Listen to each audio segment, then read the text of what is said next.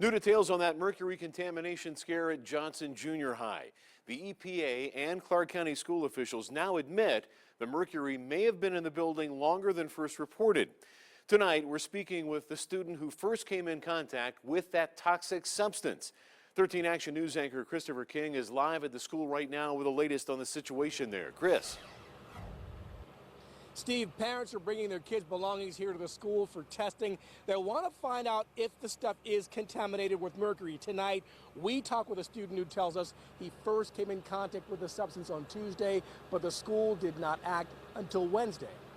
I saw it on the ground. Gagik Babayan was amazed by the strange silvery liquid skittering around on the gym floor. I thought it was a little rock, and I tried to touch it, and it just swooped away. His pencil fell under the bleachers. He bent down to look for it. There's all this mercury under there, like hundreds and hundreds of droplets. Gagik is one of at least a dozen kids exposed to mercury. Then a lot of people touched it. I was sitting with 15 kids who've touched it. Gagik may have tracked it home unwittingly, possibly exposing his two little brothers. The same shoes I used on Tuesday, I walked around in my house. So I spreaded it all over my house, the carpet, and we're worried about that it's in our house right now. Clark County Schools locked down Walter Johnson Junior High School on Wednesday. I touched the mercury on Tuesday. We're still trying to determine the date. It was prior to Wednesday. Superintendent Pat Skorkowski admits the district does not have a clear timeline of when the mercury first appeared in the school. It is concerning, but you'll have to remember we're working with a lot of unknowns. In the meantime, Gagik tells us he's been feeling sick.